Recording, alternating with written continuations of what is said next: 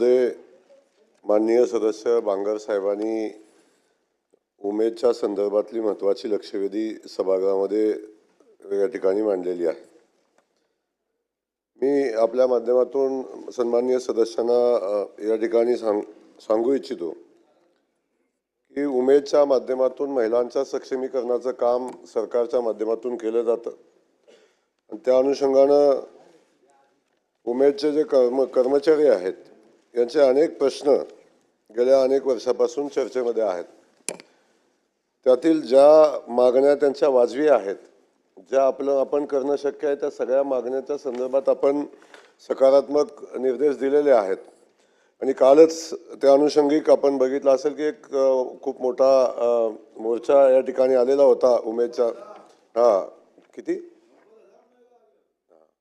90,000 एवढ्या संख्येनं नव्हत्या, पण किमान 10-15 हजार महिला काल या ठिकाणी आलेल्या होत्या। तो सभागृहाचा मी निदर्शनास आणून देईन की आलेल्या महिला ज्या होत्या ते महिला बचत गटाच्या महिला होत्या। प्रश्न कर्मचाऱ्यांचा आहे, त्या ठिकाणी बाकीच्या महिलांना इथं आणण्याची एक वेगळी व्यवस्था या ठिकाणी केली होती। ती कुणी का केली होती याची चौकशी आपण निश्चित करू। परंतु जो प्रश्न आता आपण मांडलेला आहे बांगर साहेबांनी की ग्राम व प्रभागस्तरीय उमेद अभियानातील कार्यरत समुदाय संसाधन व्यक्तींच्या पदनामापूर्वी ग्रामसखी हे पदनाम त्यांना देण्यात यावे। मी कालच संबंधित विभाग म्हणजे आमच्या विभागाला सूचना दिलेल्या आहेत आणि आज त्या सगळ्या समुदाय संसाधन व्यक्तींना ग्रामसखी हे नाव देण्यासंदर्भातला GR आजच या ठिकाणी निघेल आणि तो प्रश्न त्या निमित्तानं मार्गी लागेल।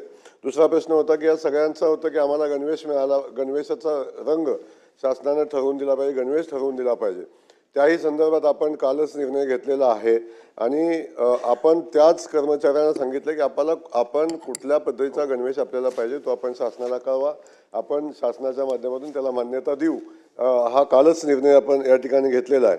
दुसरा विषय सांगितला की महाराष्ट्र राज्य ग्रामीण जीवन ज्योती कंत्राट कर्मचाऱ्यांच्या कार्य मूल्यांकनानुसार तात्काळ मुदतवाढ व कंत्राटी कर्मचाऱ्यांना मुदतवाढ देण्याचा कंत्राट कायम करण्याचा जो विषय आहे त्या विषयासंदर्भात आपण पाहिलं असेल की त्या कर्मचाऱ्यांचं मूल्यांकन होतं, त्यांनी वर्षभर केलेल्या कामाचं मूल्यांकन होतं आणि त्या मूल्यांकनामध्ये त्यांनी केलेल्या कामाच्या हिशोबानं त्याला मुदतवाढ देण्याचा निर्णय तात्काळ घेण्यात येतो। तोही निर्णय आपण तात्काळ घेण्यासंदर्भातल्या सूचना या ठिकाणी दिलेल्या आहेत।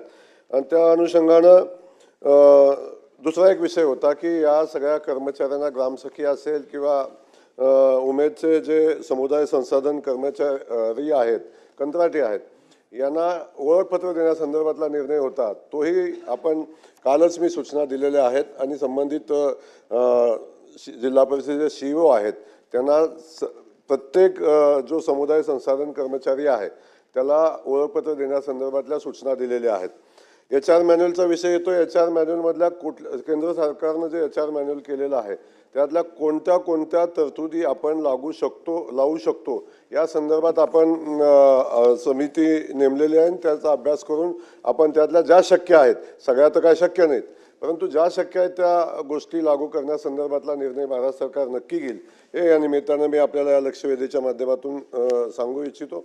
आणि या सगळ्या परिस्थितीमध्ये उमेदच्या माध्यमातून महिलांना सक्षम करणं आणि त्यांना उभं करणं हा जो विषय आहे या संदर्भात शासन गांभीर्यानं काम करत आहे।